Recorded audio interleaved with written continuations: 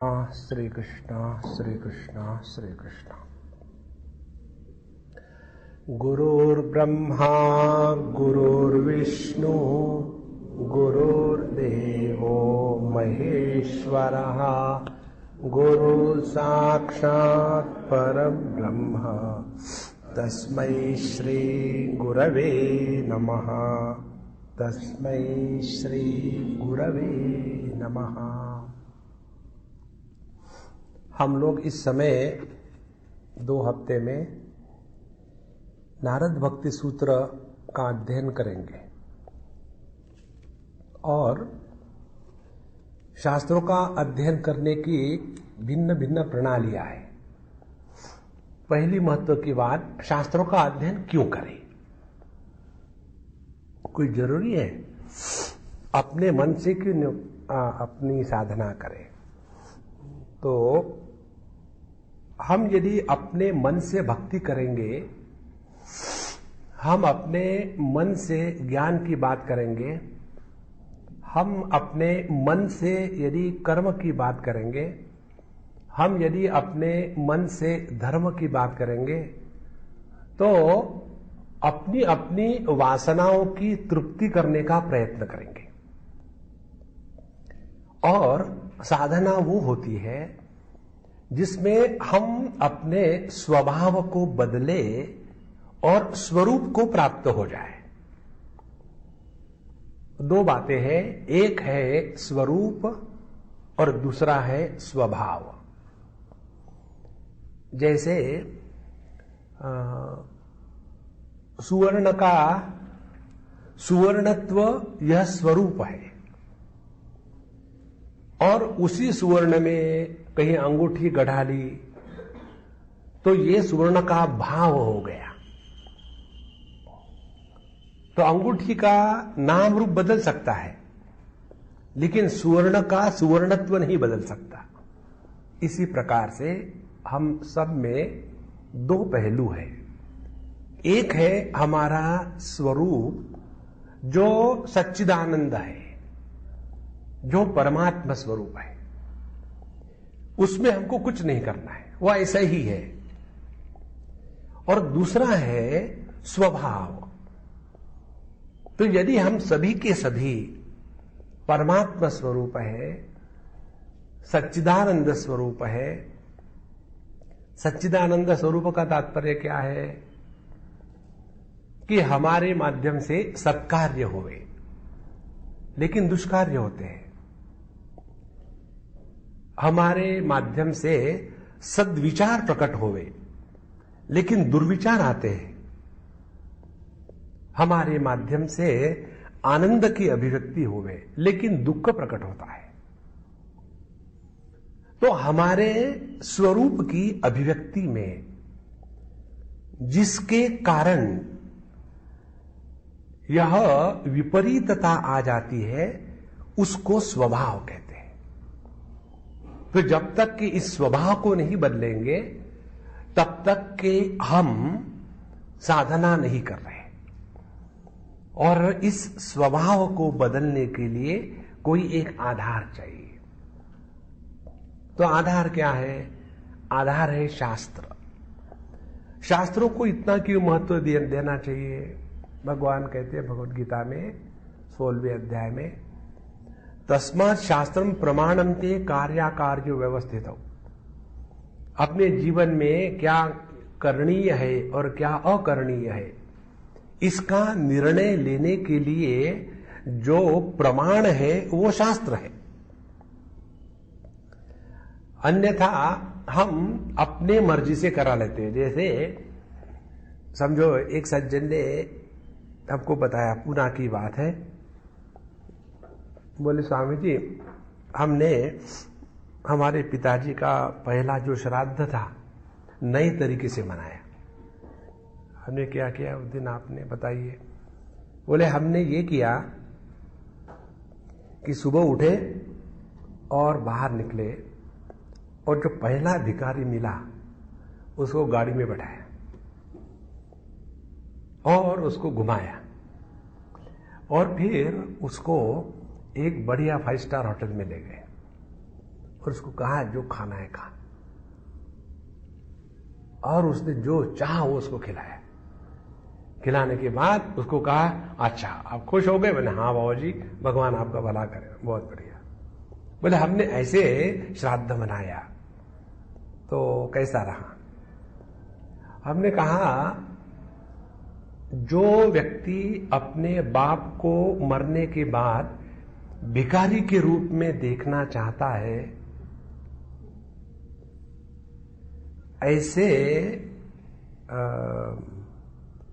बाप का पुत्र ऐसा ही करेगा ना। श्राद्ध करना चाहिए, ये किसने आदेश दिया आपको?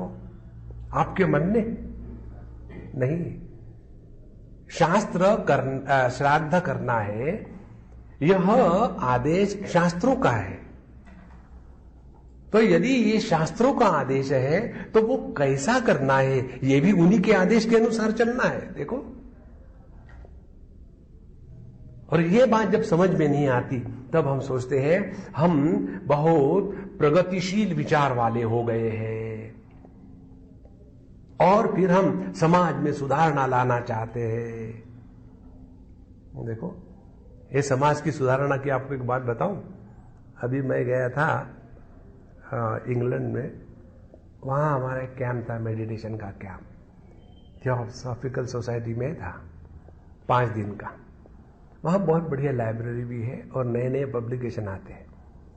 तो हम देख रहे थे, वहां एक पुस्तक देखी, योगा फॉर डॉग्स।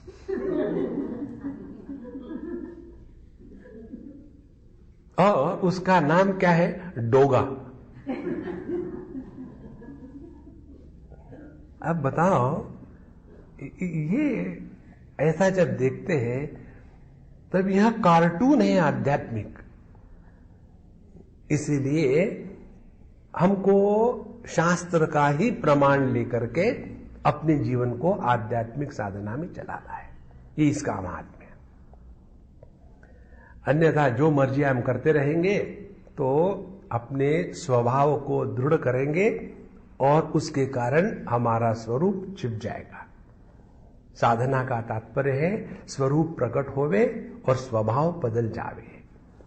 हम सबकी यही समस्या है ना, क्या करे स्वामी जी, हमारा स्वभाव ऐसा हो गया है। अरे भैया, स्वभाव हो गया, उसी को तो बदलो ना। साधना तो वही है, अपने स्वभाव को बदलने की।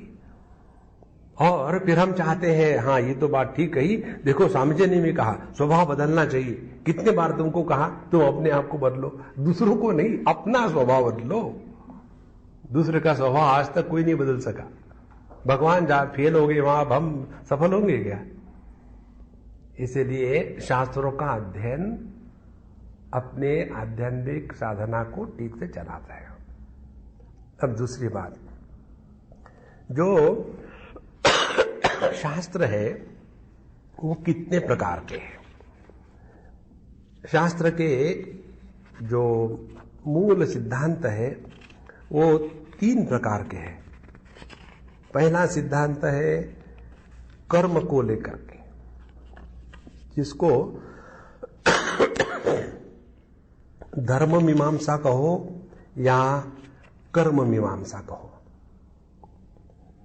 धर्म या कर्म मीमांसा के जो सिद्धांत है वो हमको शास्त्र से ही उपलब्ध हो सकते हैं, बाहर कहीं नहीं उपलब्ध हो सकते।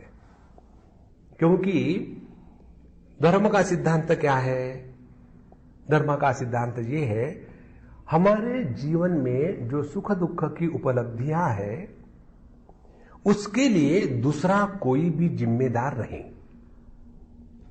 उसके लिए हम स्वयं जिम्मेदार हैं। लेकिन हमने तो कभी किसी का बुरा किया ही नहीं। इस जन्म में नहीं किया होगा, पिछले जन्म में किया होगा, लेकिन पिछले जन्म का इस जन्म में क्यों? ब्रॉड फॉरवर्ड, हिसाब खत्म थोड़ी हुआ है। तो उससे क्या हो जाएगा? उससे ये होगा कि जहां हमने अपने जीवन के सुख दुख को लेकर के स्वयं को जिम्मेदार स्वीकार किया है, उस दिन के पश्चात आपने दूसरों को बदनाम करना बंद कर दिया। जो व्यक्ति अपने जीवन के सुख दुख को लेकर के दूसरों को बदनाम करना बंद कर देता है, वही साधक है। ये सिद्धांत बताने के लिए कर्म का सिद्धांत है। तो पिछले जन्म में हमने बुरे कर्म किए होंगे, इसलिए इस जन्म में ये ऐसी बीबी मिली। नहीं, बीबी आपको कर्मों के कारण नहीं मिलती। ध्यान से समझ लेना, कर्म के केवल दो ही फल है, सुख और दुख, तीसरा कोई फल नहीं है। तो हमारे जीवन में जो आता है सुख दुख, वही हमारे कर्म का फल है। लोग हैं मियां बीबी के होने के कारण भी दुखी है और नहीं होने के कारण भी दुखी है। देखो, इसीलिए यह धर्म का सिद्धांत शास्त्र हमको बताते हैं कि हमारी सुख दुख के लिए हम जिम्मेदार हैं, और इसीलिए इस जन्म में ठीक से व्यवहार नहीं करेंगे तो अगले जन्म में भुगतने के लिए तैयार हो जाओ। इसके द्वारा क्या होगा? हम अपने पर नियंत्रण लाना प्रारंभ करेंगे। जिस व्यक्ति का अपने पर स्वयं होकर के नियंत्रण होता है, वह व्यक्ति धर्म के अनुसार जीवन जी रहा है। देखो, यह है धर्म का सिद्धांत। अब इस धर्म के सिद्धांत को लेकर के हम कितनी उल्टी सीधी बातें करते रहते हैं, इसकी कोई लिमिट नहीं। अब दूसरा जो हमारे शास्त्रों का भाग है धर्म को लेकर के, धर्म के व्यतिरिक्त, वो है ज्ञान का भाग। ज्ञान भी दो प्रकार के बताते हैं। एक ज्ञान वो है कि जिसमें हमारे इस जगत का ज्ञान बताते हैं, जगत में रहने की प्रक्रिया बताते हैं, भगवान क्या है वो बताते हैं, उनकी उपासना कैसी करनी वो बताते हैं। यह एक ज्ञान का भाग है। माने ज्ञान का वह भाग जिसके बाद कुछ करना बाकी है, और दूसरा ज्ञान का वह भाग जिसके बाद कुछ करना बाकी नहीं। जैसे इस वस्तु का रंग नीला है, और ये तो ज्ञान है ना, इस वस्तु का रंग नीला है, और इसके बाद करना थोड़ी है कुछ। So it is a statement of fact, तत्व का प्रतिपादन। इसी प्रकार से ज्ञान का दूसरा भाग है जिसमें तत्व का प्रतिपादन हुआ है। तो उस तत्व के प्रतिपादन को प्रकाशित करने वाला ज्ञान कांड है, और ज्ञान के बाद कुछ करना बाकी रहता है, वह उपासना कांड है। इस प्रकार से कर्म, उपासना और ज्ञान, ये तीन भाग मूल रूप से हमारे शास्त्रों में प्रस्तुत किए गए। अब उसके बाद हम आते हैं, कर्मों को हमने देख लिया, ज्ञान के बाद हम इस समय बहुत कम करेंगे। इस समय हमारा मुख्य विषय है भक्ति का, प्रेम का। तो भक्ति और प्रेम को ही महात्म्य दे करके हम विचार करेंगे, और इसमें हमको पता चलेगा कि जिसको भक्ति कहते हैं वही ज्ञान है, जिसको ज्ञान कहते हैं वही व्यक्ति है, कहीं भेद नहीं है। फिर भी भक्ति का अपना असामान्य महात्म्य है, उसको हम देखेंगे। तो इस समय हम जो नारद भक्ति सूत्र पढ़ रहे हैं, यह भक्ति का ग्रंथ है, नारद भक्ति सूत्र। इसमें तीन शब्द है, एक है नारद, दूसरा है भक्ति, और तीसरा है सूत्र। और तीनों शब्दों के अर्थ ठीक से समझ लेंगे। नास्ता धर्मेण वसुनिचये नैव कामोपभोगे, यद् भाव्यम तद् भवतु भगवन् पूर्वकर्मानुरूपम्, एतत् प्रार्थ्यम् मम बहुमतं जन्म जन्मान्तरेऽपि, त्वत्पादाम्बोरुह युगगता निश्चला भक्तिरस्तु। एक भक्त ने यह प्रार्थना करिए, हे भगवान, न आस्था धर्मे, अब हमारी धर्म में कोई आस्था नहीं रही, बहुत हो गया धर्म धर्म धर्म। देखो, एक हद तक ठीक है। देखो आजकल के लोग बड़े करप्ट हो रहे हैं और बच्चे बड़ों का आनंद आदर नहीं करते और कैसे क्या हो रहा है, ऐसे लगता है कि सब बहुत ही खराब हो रहा है। अब इन विचारों से कोई निकलता नहीं, इसीलिए यह पाप पुण्य धर्म अधर्म, इनफ ऑफ इट। न आस्था धर्मे न वसु निचये, पैसा कमाना है कमाते रहो, कब तक कमाओगे, कितना कमाओगे। देखो, जब तक के मनुष्य के मन में इन तीन चीजों का महत्व है, तब तक के हमारे हृदय में भगवान के प्रति प्रेम जागृत नहीं हुआ। कौन सी तीन वस्तु है? एक, दुनिया की वस्तुएं, जिसको कहते हैं वसु निचये, माने पैसा। जब तक के पैसे के प्रति हमारे मन में आकर्षण है, तब तक के प्रभु के प्रति आकर्षण नहीं रह सकता। एक बार एक सज्जन ने मुझे पूछा था, स्वामी जी ऐसे नहीं हो सकता क्या कि हम बिजनेस भी करें और स्पिरिचुअलिटी भी करें? आप तो कहते हो कि ये दो में से एक ही हो सकता है, कोई दूसरा उपाय नहीं किया जिसमें स्पिरिचुअलिटी भी हो और बिजनेस भी हो? हमने कहा है। कौन सा है? स्पिरिचुअलिटी का बिजनेस करो। और बहुत महात्मा लोग करते भी है। देखो, इसलिए जब तक के पैसे का महात्म्य बुद्धि में है, तब तक के प्रभु का महात्म्य जागृत नहीं हुआ। दूसरी बात, जब तक के नैव कामोपभोगे, जब तक के मन में जगत के वस्तुओं के प्रति कामना और भोग की अपेक्षा है, तब तक के प्रभु को प्राप्ति की भूख नहीं लगी। देखो, कामोपभोगे दूसरा, और तीसरा धर्म। जो व्यक्ति धर्म में फंसा है ना, वो प्रभु को प्राप्त नहीं कर सकता। हमारे कुछ सिद्धांत कई लोगों को अटपटे लगते हैं, हमको कोई फर्क नहीं पड़ता। हमारा एक सिद्धांत हम आपको बताएं,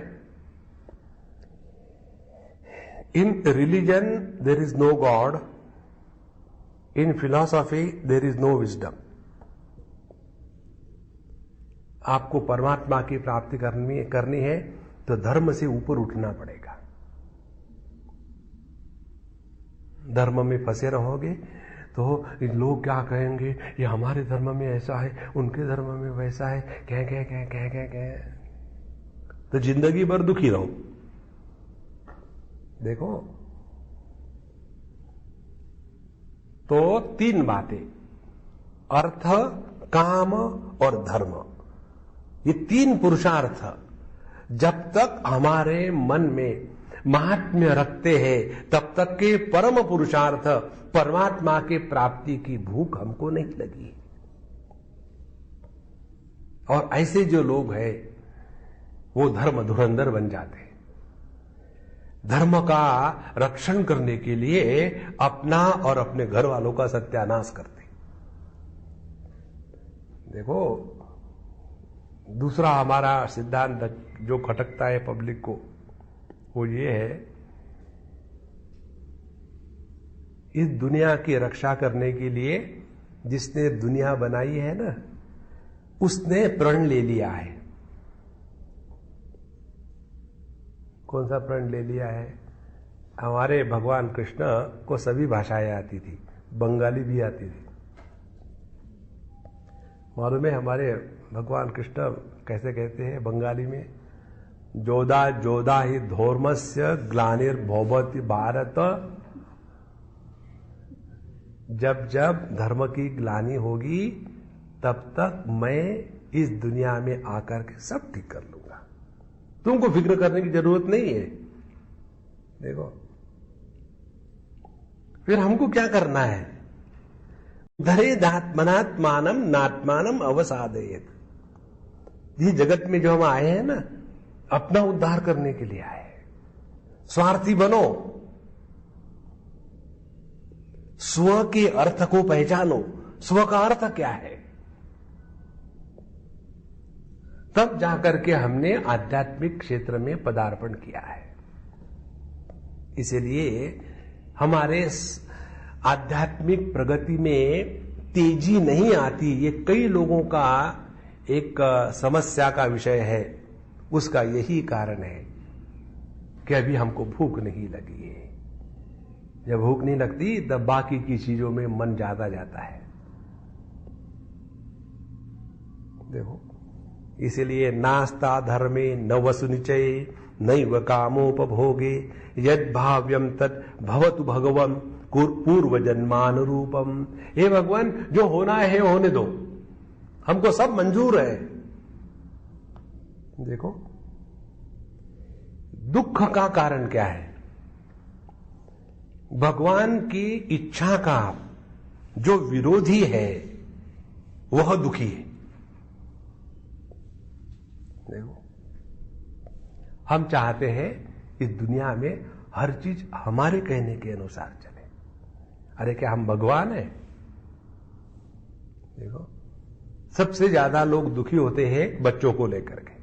ये मुझे तो बच्चों को लेकर के दुखी होने वाले लोगों को लेकर के तरस आता है। भगवान ने बच्चे इसीलिए देते हैं ताकि इस जगत से वैराग्य हो जाए, दूसरा कोई कारण नहीं। इस जगत में फंसने के लिए थोड़ी बच्चे देते हैं भगवान। देखो, और बच्चों के कारण आज तक कोई सुखी नहीं हुआ है।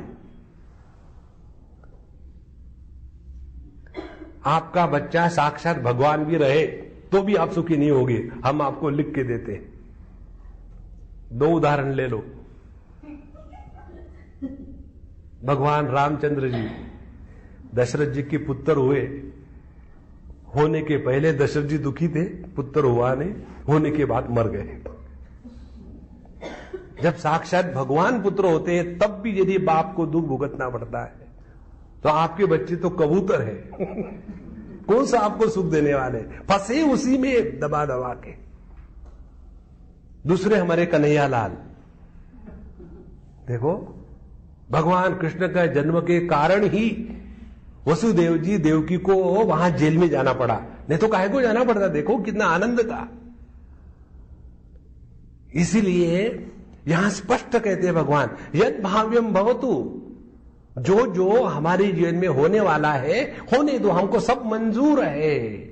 क्योंकि पूर्व कर्मानुरूपम, हम भले ही जन्म में आकर के बड़े डींग हाँकते हैं, हम तो बड़े धर्मज्ञ हैं, धर्म धुरंधर है और बड़े ये करने वाले हैं। देखो, आध्यात्मिक जीवन किसको कहते हैं? आध्यात्मिक जीवन जो आने वाला है वो बदले, इसको आध्यात्मिक जीवन नहीं कहते। ड्राइविंग लाइसेंस किसको कहते हैं? आपको ड्राइविंग लाइसेंस मिलने से ट्रैफिक बदलता नहीं, आपकी गाड़ी चलाने की क्षमता बदलती है। इसी प्रकार से आध्यात्मिक साधना करने से जीवन में जो कुछ आ रहा है उसको समझ करके, झेल के अपने जीवन को ठीक सुचारू रूप से चलाने की जो क्षमता बढ़ती है वो है आध्यात्मिक जीवन। इसलिए ये प्रार्थना है, यद भाव्यम तद भवतु भगवन् पूर्व कर्मानुरूपम। और इसके लिए हम किसी दूसरे को जिम्मेदार नहीं रखते। देखो, हम स्वयं स्वीकार करते हैं कि हां जी अपना ही है। हम पेड़ बोएंगे इमली का और राह देखेंगे इसको आम क्यों नहीं लटकते। देखो, इसीलिए एतत् प्रार्थ्यम मम बहुमतम जन्म जन्मांतरेपि त्वत्पादाम्बोरुह युगगता निश्चला भक्तिरस्तु। इसलिए भगवान बस अब एक ही इच्छा है, क्या? जन्म जन्मांतरेपि, कोई भी जन्म आप हमको दो, हर जन्म में केवल आपके चरण कमलों के प्रति हमारे मन में प्रेम भक्ति बनी रहे। देखो, जिस हृदय में भगवान के प्रति प्रेम होता है उस हृदय में जगत के प्रति कड़वाहट नहीं होती। कोई कहे हम भगवान कृष्ण के भक्त हैं, और यदि दूसरा कोई कपालिक है या मुसलमान है या क्रिश्चियन है, उनके प्रति हमारे हृदय में घृणा है, तो हमारी भगवान कृष्ण के प्रति जो भक्ति है वह व्यभिचार है, वह भक्ति नहीं है। इसलिए भैया एकदम अपने जीवन को संवारना है, पूरे मन से लग जाओ। इस जगत में हमको कुछ नहीं चाहिए, अब केवल प्रभु मात्र चाहिए। और एक बार ये आप समझ गए ना, तब समझ लेना आपके जीवन में नारद जी आ गए। इस समझदारी को कहते हैं नारद जी का आगमन। देखो, नारद जी भगवान ब्रह्मा जी के मानस पुत्र है, क्योंकि ब्रह्मा जी के 4 पुत्र, पहले सनक सनंदन सनातन सनत कुमार, चारों को पैदा किया। भगवान की आज्ञा के अनुसार जरा पब्लिक को बढ़ाओ, पॉपुलेशन कम है, तो उन्होंने कहा ठीक है, चारों को पैदा किया। और चारों के चारों बोले क्या पब्लिक के चक्कर में पड़ते हो, हम तो ध्यान में मस्त हैं। अरे बाप रे, पहला फेल। देखो, आपके बच्चे जब आपकी बात मानते नहीं तो कितना दुख होता है। बच्चों ने बाप की बात नहीं मानना, ये मूल सिद्धांत है। आप ये दिमाग से निकाल डालो, बच्चे आपकी बात माने, कभी नहीं मानेंगे। हमने नहीं मानी।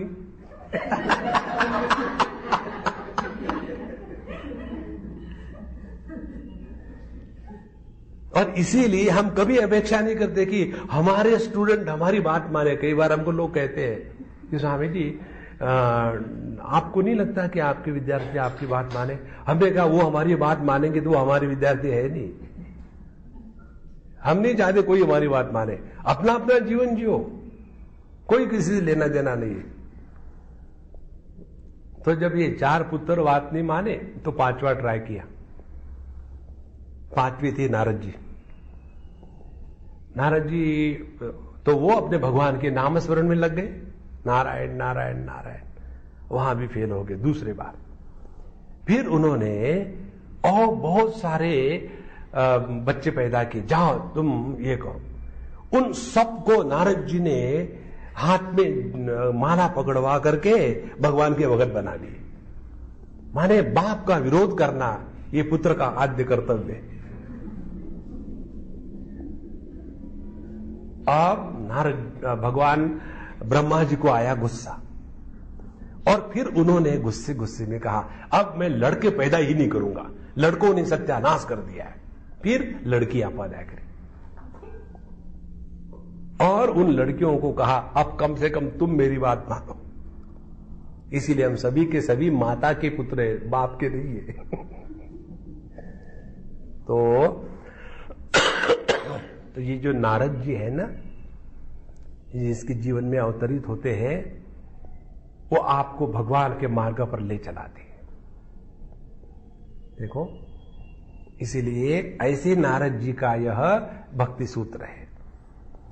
तो यह जो नारद जी है, इसमें कहते हैं नार माने परमात्मा के संबंधी जो ज्ञान है, नर के संबंधी, नारायण के संबंधी, कैसे नर नारायण स्वरूप ही है, इस संबंधी जो ज्ञान है उस ज्ञान को नार कहते हैं। तो नारम ददाति इति नारदः, जो इस ज्ञान का प्रदान करता है उसको नारद कहते हैं। और नारद शब्द की दूसरी व्युत्पत्ति बताते हैं, अपने स्वरूप का जो अज्ञान है वह अज्ञान भी ज्ञान स्वरूप ही है। देखो, अज्ञान का अर्थ ज्ञान का अभाव नहीं होता। कई बार ये गलत फहमी हो जाती है, अज्ञान माने ज्ञान का अभाव नहीं, अज्ञान माने वो भी ज्ञान ही होता है। जैसे मुझे अंग्रेजी का अज्ञान है, तो इसका तो ज्ञान है ना, तो यह जो अज्ञान है वह भी ज्ञान स्वरूप ही है। तो यह जो अज्ञान द्यति खंडयति नाश करता है, जो अपने स्वरूप के अज्ञान का नाश करता है, उसको नारद कहते हैं, ऐसे ज्ञान का जो प्रदान कर रहा है। तो नारम द्यति खंडयति इति नारदः। और ऐसा जो नार माने नर के हृदय में विराजमान। देखो, जैसे न दशरथ के पुत्र को दाशरथ ही कहते हैं, उसी प्रकार से नर के हृदय में रहने वाले परमात्मा को नार कहते हैं। ये सब संस्कृत भाषा का सौंदर्य है। सो मनुष्य के हृदय में अंतर्यामी रूप से विराजमान परमात्मा, नराकृति ब्रह्म, मुरली मनोहर, पीतांबरधारी, श्याम सुंदर, नंद नंदनम, राधारमण, वृंदावन विहारी भगवान श्री कृष्ण, उनको जो जन जन के हृदय में स्थापित कर दे, वह है नारद। तो ऐसे देवर्षि नारद जी ने श्रीमद् भागवत के जो महात्म्य आता है पहले 6 अध्याय में, उन्होंने प्रतिज्ञा करी थी। कहते हैं देवी, भक्ति देवी को, कलिना सदृश कोपि युगो नास्ति वरानने तस्मिन् त्वाम स्थापयिष्यामि गेहे गेहे जने जने। हे वरानने, अति सुंदर, सबसे सुंदर क्या है? सबसे सुंदर है भक्ति। हे वरानने, हे भक्ति माता, कली के जैसा सुंदर कोई युग नहीं है। और देखो, हम सभी के सभी कलयुग में हैं। और कलयुग का सौंदर्य किसमें है? कलयुग का सौंदर्य इसमें है कि इसमें आप मन से पाप का संकल्प करो तो आपको पाप नहीं लगता। समझो मेरे मन में कोई पाप का संकल्प आया, अरे इसकी गर्दन काट के रख दे तो कैसा दिखेगा, आया संकल्प, उससे पाप नहीं होगा। यदि वैसा कर्म किया तब पाप लगेगा। लेकिन यदि वही मन परमात्मा का नाम लेता है तो पुण्य प्राप्ति हो जाती है। इसीलिए कहते हैं यह कलियुग का धर्म बड़ा विचित्र है। और इस कलियुग में केवल भगवान के स्मरण मात्र से हमारे सभी के सभी दोष निर्मूलित हो जाते हैं। और इसीलिए मैं एक प्रतिज्ञा करता हूं, स्थापयिष्यामि गेहे गेहे जने जने। इस जगत में हरेक के घर में, हरेक के हृदय में मैं भक्ति का आधान करूंगा, प्रतिष्ठा करूंगा। और सवाल यह है कि ऐसा संकल्प, भक्ति हरेक के जनमानस के हृदय में बैठाने का संकल्प नारद जी के मन में कहां से आया? तो वो भी संकल्प भगवान का ही भेजा हुआ है। भागवत महापुराण कभी समय मिला तो पढ़ना, सुनना, बड़ा अच्छा है। उसमें बताते हैं द्वितीय स्कंद में, इदम भागवतम नाम जन्मे भगवतोदितम संग्रहोयम विभूति नाम त्वमेतद् विपुली कुरु यथा हरौ भगवती नृणाम भक्तिर्भविष्यति सर्वात्मनि अखिलाधारे इति संकल्प्य वर्णय। हे नारद जी, यह भागवत नाम का जो पुराण है मुझे भगवान नारायण से प्राप्त हुआ है, और इसमें मैंने भगवान की विभूतियों का संक्षिप्त में वर्णन किया है।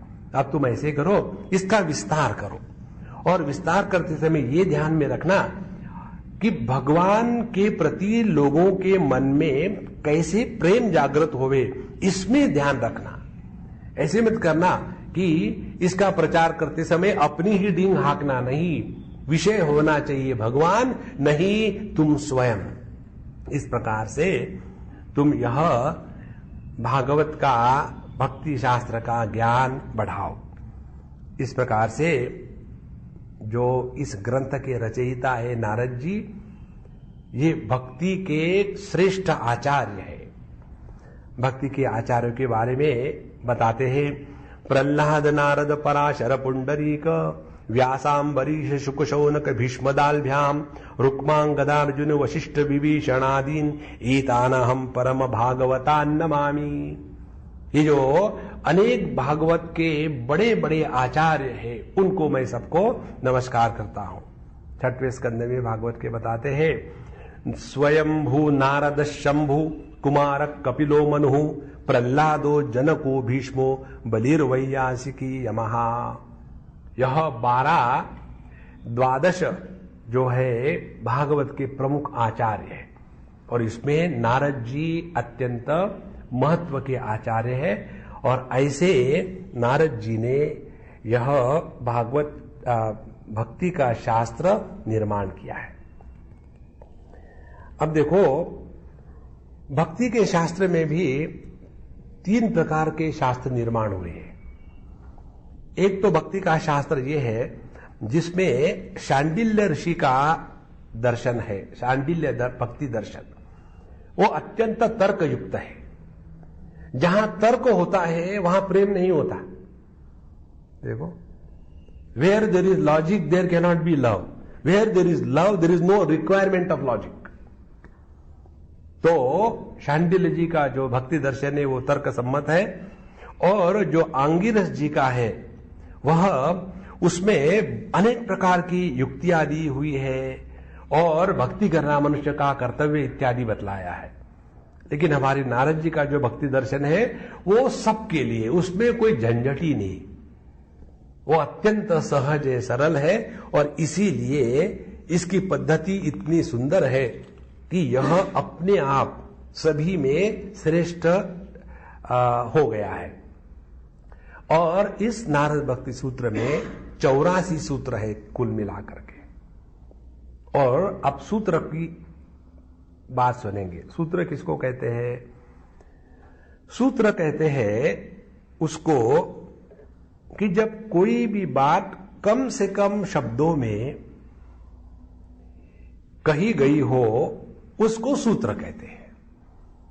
भले कम से कम शब्दों में कही गई हो, लेकिन उसमें किसी भी प्रकार की एम्बिग्युइटी नहीं रहती, और एक सूत्र से दूसरे सूत्र का जन्म होता है। जैसे हम यहां देखेंगे, पहले सूत्र में कहेंगे अथा तो भक्ति व्याख्या श्यामहा, तो अभी हम भक्ति की व्याख्या करेंगे, और फिर उसमें भक्ति शब्द आया, फिर भक्ति का रूप क्या है, भक्ति का स्वरूप क्या है, ऐसा करते करते एक सूत्र से दूसरे सूत्र का जन्म होता है, और फिर धीरे धीरे धीरे धीरे विचार के प्रवाह को आगे बढ़ाते हैं।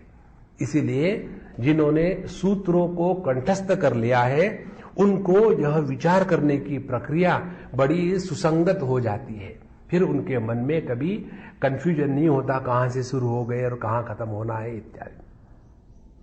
तो यह सूत्र 84 है, और नारद जी के इस नारद भक्ति सूत्र को लेकर के कुछ समझ में नहीं आता ये कब लिखे गए, कहां लिखे गए, और हमको इससे कोई मतलब नहीं। देखो, हम लोगों ने जब पातंजलि योग दर्शन पढ़ा था हमारे विद्यार्थियों के लिए, तो उसमें भी पातंजलि को लेकर के अनेक प्रकार के विवाद आते हैं। उसी प्रकार से हर एक कोई भी पुराना ग्रंथ हो उसको लेकर के उसके रचना का काल, उसका कौन है लिखान करने वाला, इससे हमको कुछ लेना देना नहीं है। हमारा लक्ष्य है तत्व के प्रति, और सद्विचार हमको जहां से मिले स्वीकार करने चाहिए। इसी प्रकार से हम यह जो पांडित्यपूर्ण विवेचन है, शास्त्रीय विवेचन, इसका रचना काल क्या है, इसको पढ़ना है तो आप किसी ऐसे इंस्टीट्यूशन में चले जाओ कि जहां शास्त्रों पर रिसर्च होता है और भगवान को छोड़ दिया जाता है। जहां भगवान को रिसर्च होता है वहां अप्रोच अलग होता है, और या शास्त्रों पर रिसर्च होता है, वहां भगवान को छोड़ दिया जाता है। वहां वो अपना खंडन खाद्य उसी पे पड़े रहते कि उसने ये कहा ये गलत है, उसने ये कहा गलत है, उसने ऐसा कहना चाहिए था, उसने वैसा कहना चाहिए था, और ये करने से मन प्रसन्न रहता है, सिर्फ मेरा मन प्रसन्न नहीं। जैसे एक सज्जन ने एक महात्मा के पास गए, महात्मा जी मैं बड़ा परेशान हूं। क्या हो गया भैया तुमको परेशान होने के लिए? तुम तो पढ़े लिखे लगते हो। बोले हाँ इसीलिए परेशान हो। तो क्या पढ़े लिखे हो, क्या परेशानी है?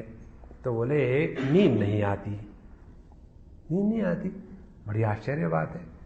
जीवन में दो चीजें ही तो है जो ये जिसको आ जाती है उसको प्रभु की प्राप्ति हो गई। बोले कौन सी दो चीजें हैं? जिसको भूख लगती है और जिसको नींद आती है।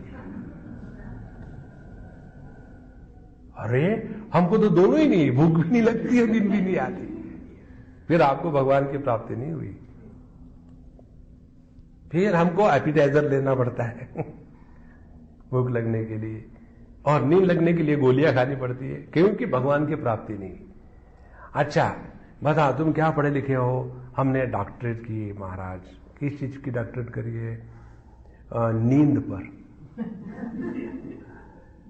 अब नींद पर डॉक्टरेट करो और नींद ना आवे, इसीलिए हमको ये शास्त्रों की छानबीन करके इसका रचना काल कौन है, किसने ये कहा है, लेकिन उसने हमको इससे कोई मतलब नहीं है। हमको कन्हैया से मतलब है, और वो मिल गया तो सब मिल गया, वो नहीं मिला तो सब बेकार हुआ। इस दृष्टि से हम इसका अध्ययन करेंगे। हमारी यहां अध्ययन करने की पद्धति इस प्रकार से होगी। आपके हाथ में पुस्तक आ ही जाएगी। जब आपके पास पुस्तक आएगी हाथ में, तो हम इसमें से कुछ पोर्शन पढ़ेंगे, आप देख लेना, और उसके ऊपर हम विचार करेंगे। देखो, कर्म पर बोलना, उसके बाद योग पर बोलना, उसके बाद वेदांत में तर्कयुक्त बोलना बहुत आसान है। लेकिन जब प्रेम की बात आती है ना, तो वाणी गदगद हो जाती है, और जब वाणी गदगद हो जाती है तो बोलना कठिन है। यदि हमारे मन में किसी के प्रति प्रेम उभर आता है, तो सबसे पहली बात यहां आएगा सूत्र में कि रोमांच हो जाती है, हमारी वाणी गदगद हो जाती है, हमारे नयन अश्रुपूर्ण हो जाते हैं। इसलिए वेदांत पर, योग पर, कर्म पर, धर्म पर, देशभक्ति पर दैना हाथ 45 डिग्री के एंगल में उठा करके बहुत आसान है। लेकिन भक्ति पर विचार करना असंभव है, क्योंकि भक्ति विचारों के परे है, और उस पर बोलना उससे भी असंभव है। तो करें क्या फिर? इसीलिए हमने एक तरीका ढूंढ के निकाला है। तरीका क्या है? तरीका यह है कि अब उसको एक उदाहरण के द्वारा समझें। यदि हमको समझो विवेकानंद के जो कोई प्रसंग है उसके बारे में किसी को बताना हो, लेक्चर देना हो, तो हम क्या करेंगे? हम उस प्रसंग को अध्ययन करेंगे, नोट्स बनाएंगे, और नोट्स बनाने के बाद जितना बताया है उतना ए से लेकर के आखिरी तक के पूरा बता देंगे। उसके बाद खत्म, क्योंकि जितना बाहर से बनाया था उतना ही तो है। और यदि अपने बचपन के अनुभूति की बात करनी हो तो हम नोट्स बनाएंगे क्या? आप अपने बचपन की बात बताओ, I want 2 days time, why I have to prepare notes? नहीं, अनुभव की बात करने के लिए तैयारी की आवश्यकता नहीं होती। ध्यान से सुनना संतो, देखो। और भगवत भक्ति यह अनुभूति का विषय है, और इस अनुभूति के विषय को समझने के लिए जिसने इस भगवान श्री कृष्ण की अनुभूति स्वयं की है, उन्हीं के शब्दों में भगवत भक्ति का रस आ जाता है। देखो, दो प्रकार के शब्द होते हैं। एक प्रकार के शब्द जो हमारे हृदय पर किसी भी प्रकार का संस्कार निर्माण नहीं करते। कारण क्या है? कारण यह है कि उन शब्दों के पीछे कोई अर्थ नहीं होता। जैसे समझो, हमने आपको ऐसी एक भाषा में कुछ बताया कि जो भाषा आपको मालूम नहीं, आपकी जर्रे नवाजी से हम बड़े खुश हैं। अब जर्रे नवाजी किसको कहते हैं? अब ये जर्रे नवाजी, इस शब्द का अर्थ आपको यदि मालूम नहीं है तो उसका कोई प्रभाव थोड़ी हुआ। इसी प्रकार से जो भक्ति कहता है, जो भगवान कहता है, जो श्री कृष्ण कहता है, जो ब्रह्म कहता है, जो आत्मा कहता है, उन शब्दों के पीछे यदि अर्थ ना हो तो उन शब्दों का प्रभाव सुनने वाले के हृदय पर नहीं होता। देखो, और इसीलिए जिन्होंने भगवान का साक्षात्कार किया है, ऐसे साधु संतों के जो वचन है इस भक्ति सूत्र पर, उनके ग्रंथ के सहारे हम पढ़ने का, अध्ययन करने का प्रयास करेंगे। और वो है हमारे स्वामी अखंडानंद जी महाराज, जिनकी पुस्तक आपको मिलेगी, वहां से खरीद लेना। और उनके जीवन से हमने बहुत कुछ पाया है। हमारे जीवन में उनका एक अकाट्य स्थान है।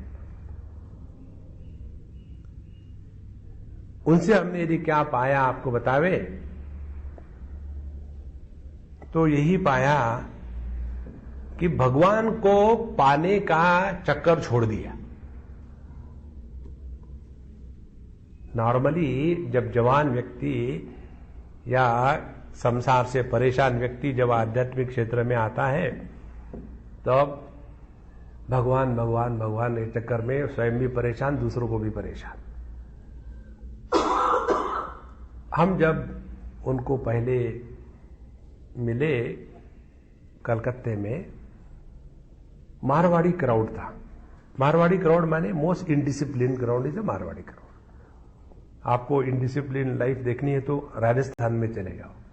राजस्थान में आप बसों में बैठे हो तो छाता लेके बैठना पड़ता है, बारिश आती तो मारवाड़ी क्राउड, और चारों तरफ से डिसऑर्गेनाइज। कभी भी कोई आएगा, आकर के कोई माला चढ़ाएगा, चंदन लगाएगा, फूल फल रख देगा। ये नहीं कि दूसरे को डिस्टर्ब होता है, कुछ नहीं। और उस समय हम जवान थे। डिसिप्लिन डिसिप्लिन डिसिप्लिन का रोग हमको हो गया था। तो हम देखते थे, अरे बाप रे, ये क्या हो रहा है? ये कोई सत्संग है कि रेलवे स्टेशन है छपरा? इतना भयानक। और उसमें एक सज्जन उठ करके महाराज जी को प्रश्न पूछ रहे थे, और वो प्रश्न पूछ नहीं रहे थे, प्रश्न पत्रिका थी, वो प्रश्न पत्रिका पढ़ रहे थे। और जब ये हो रहा था, हमने सोचा माय गॉड, अभी क्या होगा? तो मैं डिस्टर्ब था, उनके बगल में बैठा था, और स्वामी जी महाराज शांत होकर के सब सुन रहे थे। सुनने के पश्चात मैंने ये सोचा कि इनको क्या समझ में आया होगा, भगवान जाने। लेकिन उन्होंने उसी प्रश्न को फिर से दूसरे शब्दों में प्रतिपादित किया और दूसरे शब्दों में उसी प्रश्न का प्रतिपादन करते समय उसी प्रश्न की जो ग्रंथियां थी वो खुल गई। तो हमने सोचा ये कैसे संभव है? ये तभी संभव होता है कि जब आप जगत में किसी भी कारण विक्षेपित नहीं होते तब। देखो, ध्यान से सुनना। परमात्मा वह है जो सभी विक्षेपों का आधार है, लेकिन कभी विक्षेपित नहीं होता। देखो, इस आकाश में कितनी उलट पुलट हो रही है। बारिश आता है, सभी नक्षत्र तारे भटक रहे हैं, सब कुछ हो रहा है, लेकिन आकाश पर इसका कोई प्रभाव नहीं। इसी प्रकार से जो परमात्मा में स्थित है उस पर इस जगत के किसी भी वस्तु का कोई भी प्रभाव नहीं। यह जो स्थिति है इसी को आप कह लो परमात्मा की प्राप्ति, इसी को आप कह लो भगवान की भक्ति, इसी को आप कह लो योग की सिद्धि, और इसी को आप कह लो जीवन में कृतकृत्यता। तो उस दिन के बाद हमारे जीवन का लक्ष्य बन गया, भगवान की प्राप्ति पेंडिंग रख दी, अब एक ही करना है, वो ये कि विक्षेपों का समर्थन नहीं करना। आपको याद है, आज प्रातःकाल के ध्यान के सत्र में हमने आपको एक मूल सूत्र दिया था तुकाराम महाराज का। तुका वणे उगे रहावे, जे जे होईल ते ते पहावे। जो व्यक्ति इस जगत में रहते समय जगत के कारण विक्षेपित नहीं होता, वही भगवान की हां में हां मिला रहा है। जो भगवान की हां में हां मिलाता है वो भक्त है, जो भगवान की हां में ना कहता है वो भी भक्त है। तो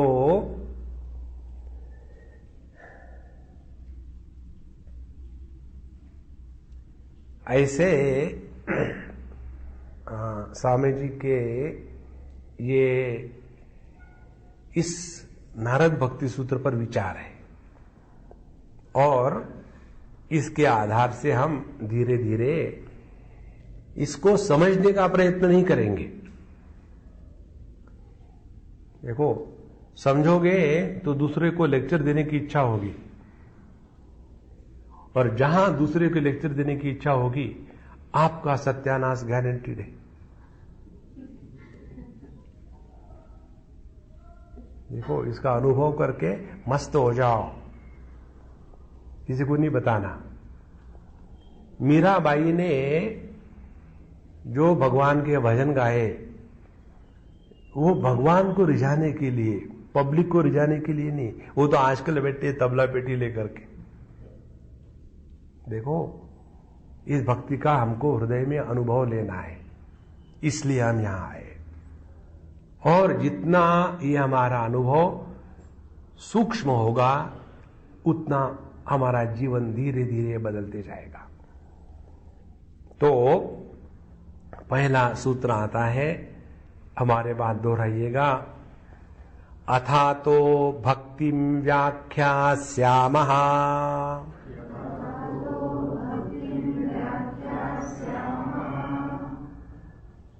अब यहां इस सूत्र में 3-4 शब्द है। एक अथ, दूसरा अतः, तीसरा भक्तिम, चौथा व्याख्यास्यामः।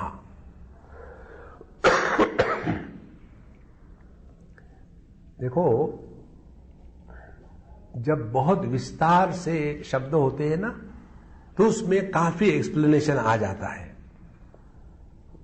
और शब्द बहुत कम हो, जितने शब्द कम हो उतने वो ज्यादा सार गर्भित होते हैं।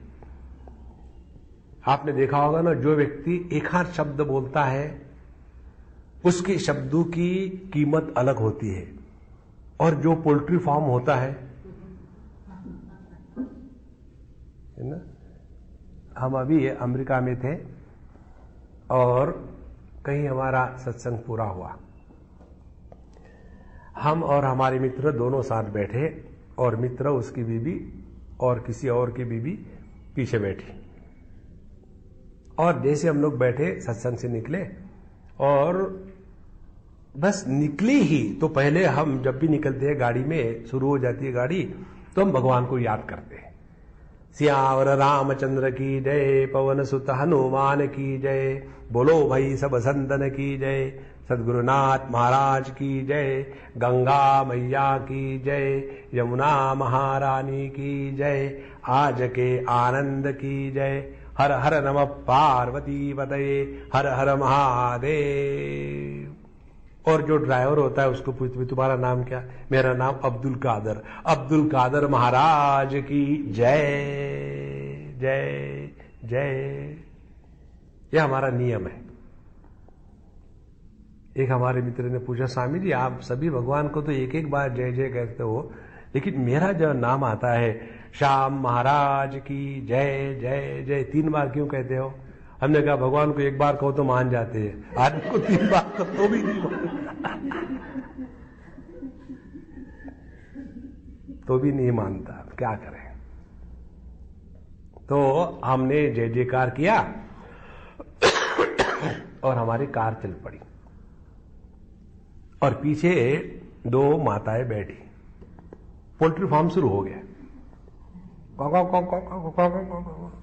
मैंने उससे बचने के लिए, वहां ये था कैसेट थी हिंदी सिनेमा के song, I always keep it me, तो मैंने वो एक कैसेट लगा दी और आवाज बड़ी कर दी,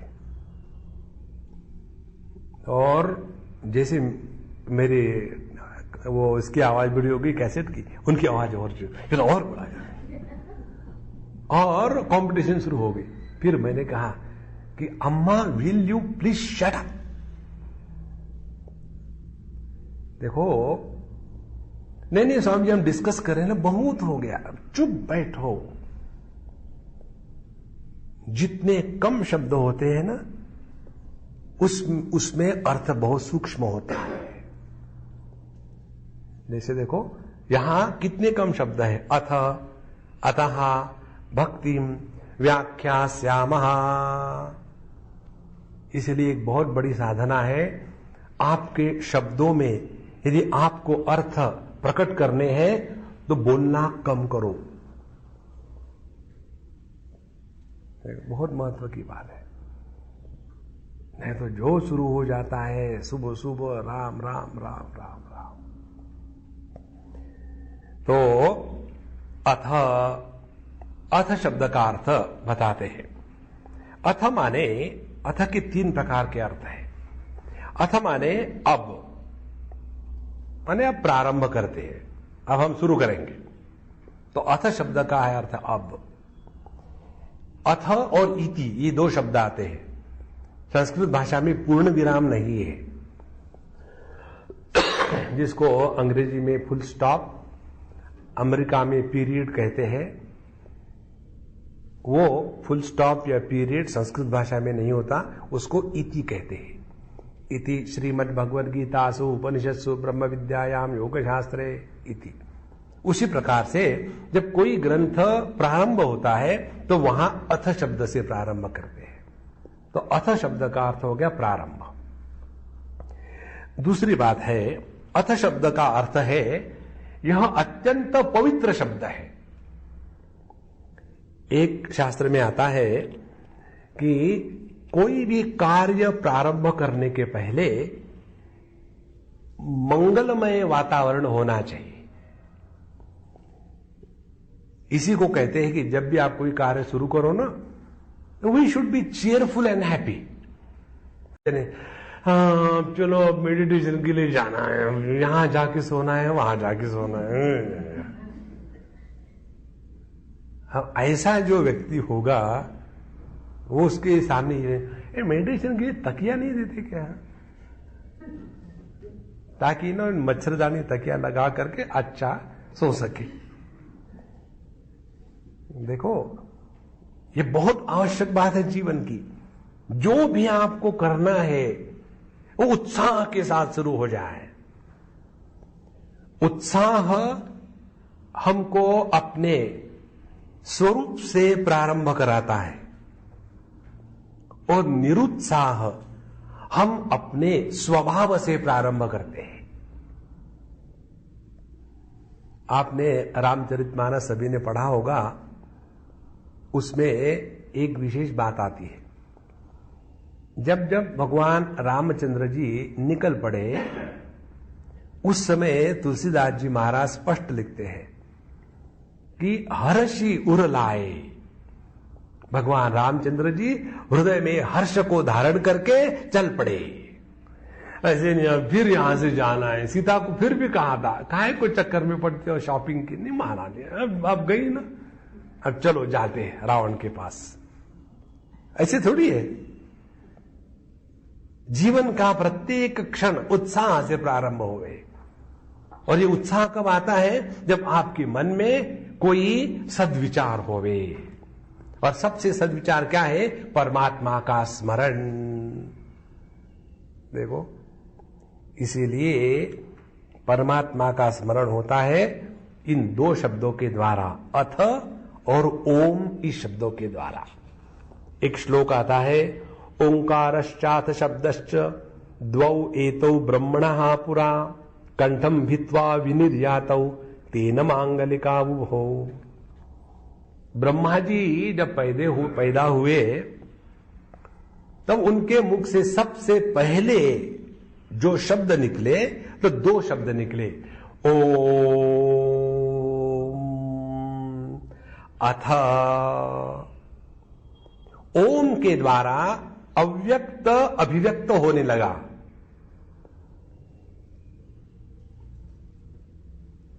और अव्यक्त की अभिव्यक्ति में जो प्रारंभ है वो अथ है। देखो दो बातें, और इसीलिए ये दो शब्द जो है ओम और अथ, यह अत्यंत मांगलिक शब्द है। तो इन्हीं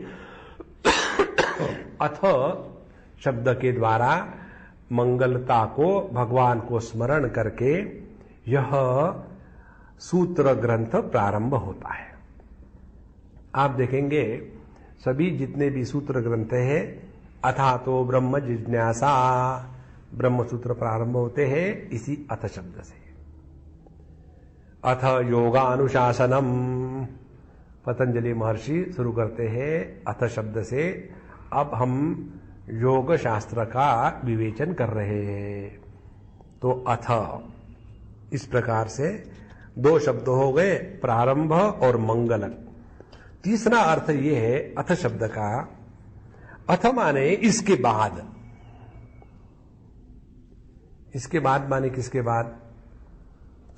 माने भगवान नारद जी ने पहले नारद पांचरात्र ग्रंथ का निर्माण किया, और उस पांचरात्र ग्रंथ में भक्ति के साथ जुड़ा हुआ जो क्रिया योग है उसका विस्तार से वर्णन किया है। ये जो पुष्टि मार्गी कष्टि मार्गी होते हैं ना, उनमें बड़े नियम होते हैं। ऐसा करना चाहिए, ऐसा नहीं करना चाहिए, ये नहीं लगाना चाहिए, वो नहीं लगाना चाहिए। ये जितने नियम होते हैं ना उपासना के क्षेत्र में, ये नियम अपने मन से बनाए नहीं होते, वो शास्त्र के सिद्धांत के अनुसार है। तो व्यक्ति अपने चाहे मन से कुछ ना कुछ करता रहे, ऐसा न होवे। और इसीलिए किस प्रकार से भगवान की उपासना करनी चाहिए, ये उपासना किस प्रकार से करे, ये बताने के लिए भगवान नारद जी ने पहले नारद पंचरात्र का निर्माण किया। एक श्लोक आता है, वहां कहते हैं कि यदि व्यक्ति शास्त्र सिद्धांत के अनुसार भक्ति साधना ना करे तो वो भक्ति के नाम पर उटपटांग चीजें करने लग जाता है। तो भक्ति के नाम पर उटपटांग चीजें का एक दो उदाहरण दूं आपको मैं। तो जैसे हमारे उत्तर भारत में जगरत्ता मालूम है आपको? ये हमारे पंजाबियों की भाषा है। पंजाबियों की भाषा की एक बात बताऊं आपको। आप चले जाना यूपी में, बिहार में, पंजाब में, वहां किर्लोस्कर पंप को लेकर के, पुरानी जीप का चेसिस लेकर के, दुनिया भर के चक्के फिट करके, लकड़ी ठोक करके एक ऐसा ढांचा बनाते हैं जिसको ना तो कोई प्लेट होती है, ना तो आरटीओ का साइन होता है, ना तो ड्राइवर को लाइसेंस होता है, और उसमें आदमी, गाय, भैंस इतने बैठ सकते हैं कि आपकी वॉल्वो में भी नहीं बैठ सकेंगे। तब सबसे पहले बार जब हमने देखा तो हमको बड़ा आनंद आया। हमने कहा भाई ये क्या है? हमारे साथ एक हमारे मित्र थे पंजाबी, बोले स्वामी जी ये मरुत्ता है। मरुत्ता क्या है? बोले देखो ना, आप लोगों की मारुति होती है ना, ये मरुत्ता है, उससे तगड़ा है। तो इसी प्रकार से जगरत्ता माने क्या? रात भर जागरण करो और दुनिया भर के चिल्ला चिल्ला के भजन गाओ, लोगों को सोने मत दो। क्या है? अब भगवान की भक्ति चल रही है, अब बच्चों की परीक्षाएं हैं, उनको डिस्टर्बेंस होता। जगरत्ता तो ऐसी जो शास्त्र सम्मत भक्ति नहीं होती, वो केवल उत्पात हो जाता है। तो इससे बचाने के लिए भगवान नारद जी ने इस पंचरात्र ग्रंथ का निर्माण किया। वो करने के बाद भी फिर भी उनको लगा कि नहीं, ये तो ज्यादा ही क्लिष्ट हो गया है, तो कुछ ऐसा बनाना चाहिए कि ये कर्मकांड की क्लिष्टता खत्म हो जाए। आपने देखा होगा, जो लोग ज्यादा कर्मकांड में व्यस्त रहते हैं ना, वो ज्यादा चिड़चिड़ करते हैं, उनमें क्रोध ज्यादा होता है, उनमें किसी भी प्रकार का क्या कहते हैं, टॉलरेंस नहीं होता। हर चीज को लेकर के गुस्सा करेंगे। जितना आदमी कर्म में ज्यादा फंसता है, उतना ज्यादा क्रोध करता है। और भक्ति तो हमको इससे हटाती है सबसे। तो उन्होंने सोचा हमने ये सब भक्ति के लिए लिखा है, और लेकिन इसी को लेकर के गुस्सा हो रहे, तो कुछ तो भी करना चाहिए। फिर उन्होंने सोचा कि और एक ग्रंथ का निर्माण करें, और उसके बाद उन्होंने इस नारद भक्ति सूत्र का निर्माण किया। इसीलिए अथ माने उसके बाद, इस प्रकार से अथ, तो अथा तो भक्तिम व्याख्यास्यामः।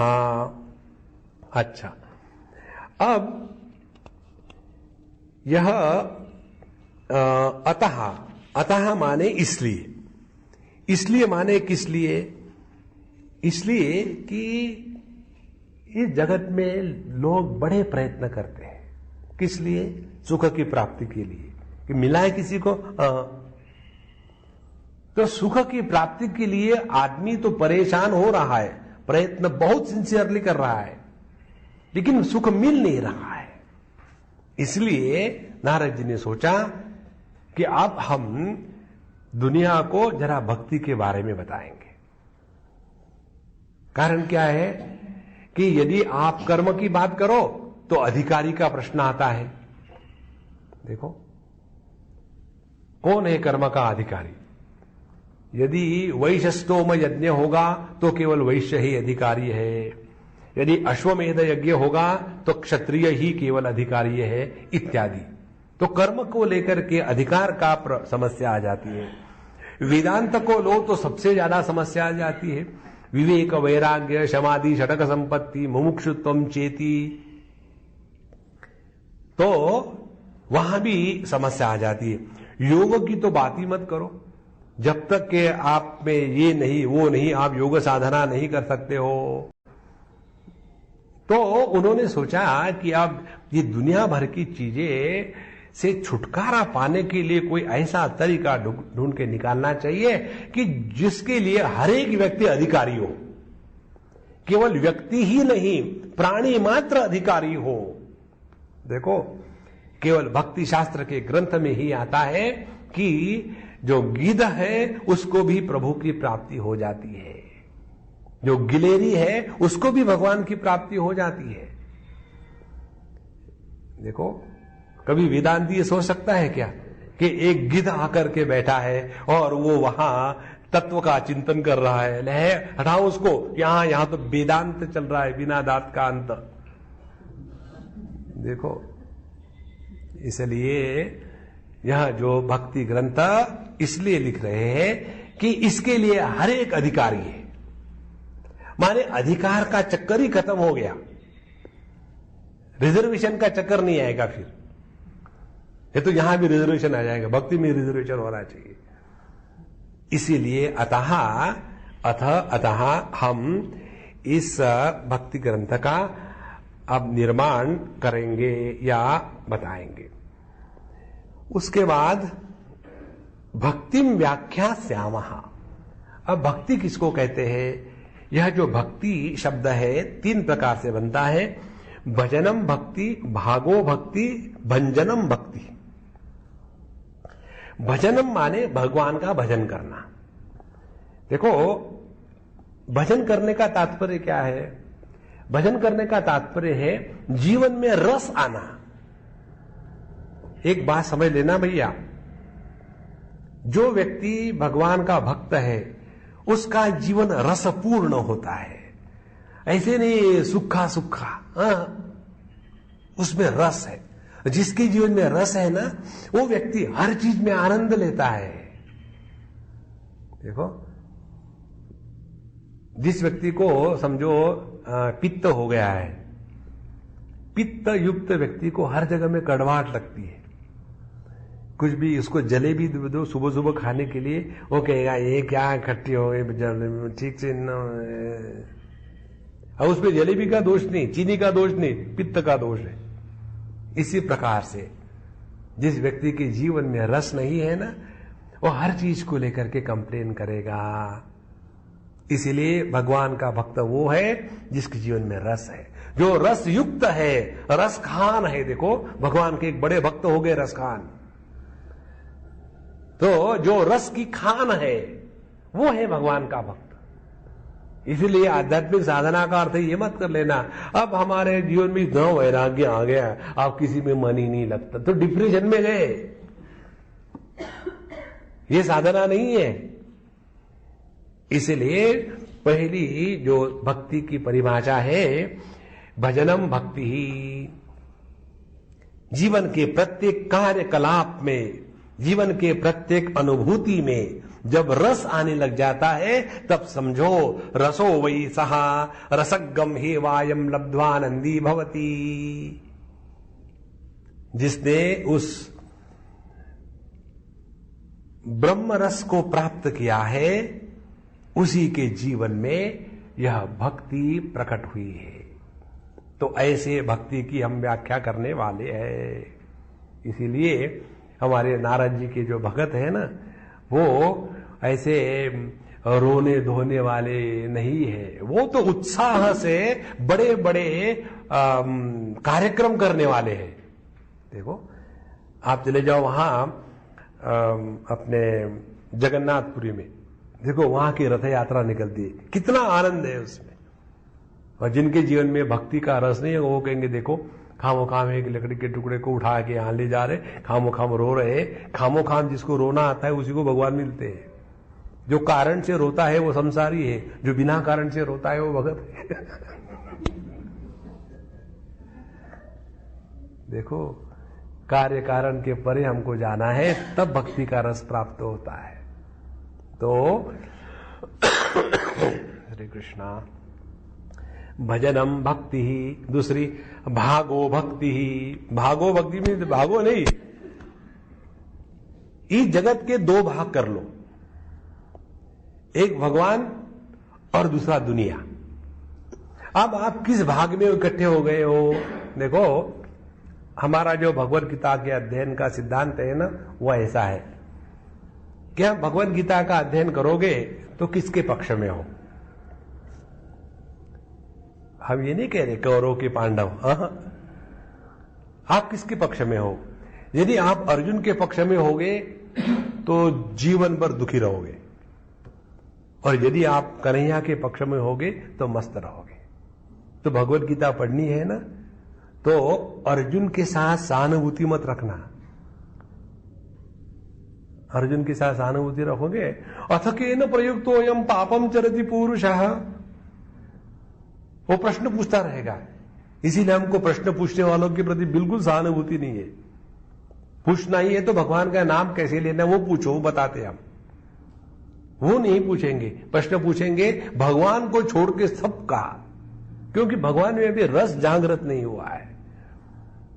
इसलिए भागा भक्ति, इस दुनिया को दो भागों में बांट डालो, एक है परमात्मा और दूसरी है दुनिया। अब अपने आप को भगवान के भाग में इकट्ठा कर लो। अब दुनिया ऐसी ही है, ऐसी ही रहेगी, इसमें आज तक कोई कुछ परिवर्तन नहीं कर सका। देखो, अब लोग जो होते हैं ना, वो दुखी होते हैं अपने बच्चों को लेकर के, और जब तक आप बच्चों को लेकर के दुखी होते रहेंगे ना, तब तक कि आपको भगवान की भक्ति प्राप्ति नहीं होगी। तो क्या करना है? उनको छोड़ दो, जो ऐसा है ठीक है, बहुत हो गया, इनफ इज इनफ। उसके बाद धीरे धीरे धीरे धीरे आपके मन को अंदर ले जाओ, और फिर आप भगवान के साइड के हो जाओगे। जहां आपने भगवान के साथ हाथ मिला लिया, देखो ये दुनिया हमेशा ऐसी रही है, ऐसी ही रहेगी।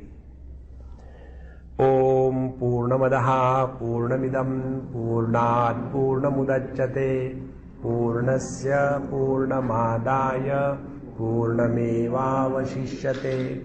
ओम शांति शांति शांति। हरि ओम। श्री गुरुभ्यो नमः। हरि ओम।